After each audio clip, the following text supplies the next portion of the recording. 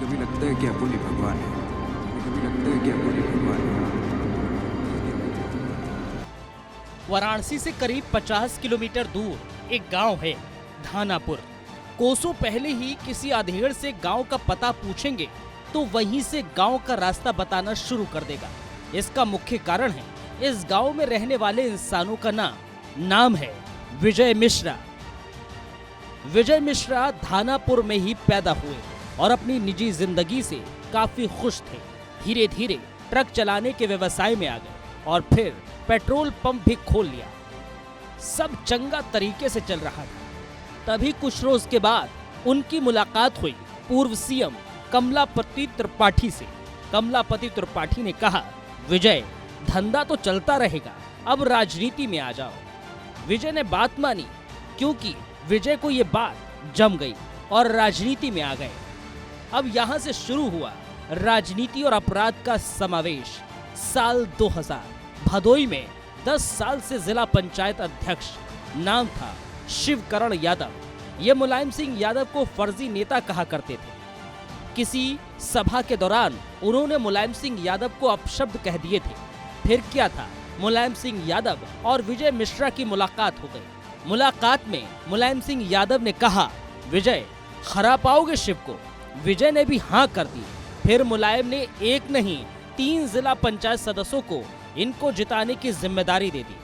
कमाल की बात ये थी, तीनों ही जीत गए और शिवकरण को गद्दी से हटाकर विजय मिश्रा खुद जिला पंचायत अध्यक्ष की कुर्सी पर बैठ गए। जिला पंचायत की जीत से मुलायम इतना खुश हुए कि उन्होंने इन्हें 2002 में उत्तर प्रदेश में हुए विधानसभा चुनाव का टिकट दे दिया। मुलायम का साथ मिला तो विजय उड़ने लगे। अपनी ज्ञानपुर सीट के अलावा विजय मिश्रा मिर्जापुर, हांडिया में भी धूम मचाने लगे। 2002 में गोरखनाथ पांडे को हटाया, पहली बार विधायक बने। उनके दम पर ही मिर्जापुर और हांडिया वाले सपा के विधायक भी जीत गए। इस जीत से उत्साहित विजय कुमार की हनक क्षेत्र में बढ़ने लगी। धमकी, उगाही, किडनैपिंग जैसे मामले विजय के ऊपर दर्ज होने लगे। इसके बाद से ही साल 2005 तक उन पर 20 मुकदमे दर्ज हो गए, लेकिन कार्रवाई शून्य। लेकिन 2007 में वक्त बदला और मायावती का शासन आया और फिर खुली विजय की फाइलें। 2009 में विजय को वारंट कटा। इधर से पुलिस निकली, उधर विजय मुलायम की एक सभा में चढ़ गए। उन्होंने कहा, आपको मेरी पत्नी के सिंदूर का वास्ता, हमें बचा लीजिए। मुलायम ने कहा, हिम्मत रखो, मैं साथ हूँ, कोई तुम्हारा कुछ नहीं कर सकता। वो विजय को लेकर हेलीकॉप्टर में बैठे और हवा में उड़ गए। पुलिस मुंह ताकती रही। इसके बाद 12 जुलाई 2010 में बीएसपी नेता नंद कुमार गुप्ता पर जो धमाका हुआ था, जिससे पूरा प्रदेश हिल गया था।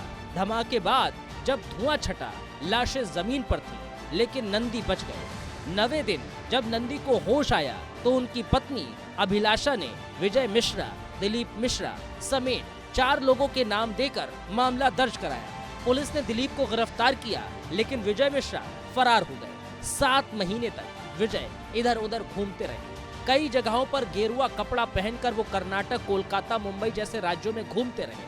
पुलिस 20,000, 50,000 और 2.5 लाख का इनाम घोषित करती रही, लेकिन कोई पकड़ने वाला नहीं मिला। 8 फरवरी 2011 को एसटीएफ ने विजय मिश्रा को दिल्ली के हौजखास से गिरफ्तार कर लिया। उस वक्त विजय मिश्रा पर 62 आपराधिक मामले दर्ज हो चुके थे, लेकिन मुलायम का प्यार देखिए। उन्होंने जेल में बंद विजय को चुनावी मैदान में उतारा और फिर जमकर वोट बटोरे। जेल से ही विजय ने जीत दर्ज कर ली, वो भी 37,000 से ज्यादा वोटों से। सपा की सरकार बनते ही विजय जेल से बाहर आ गए। अखिलेश यादव और विजय में पटरी नहीं खाई। अखिलेश बने सीएम और उन्होंने 2014 में विजय का टिकट ही काट दिया। इसके बाद बिफरे विजय ने सपा के खिलाफ जमकर हमला बोला।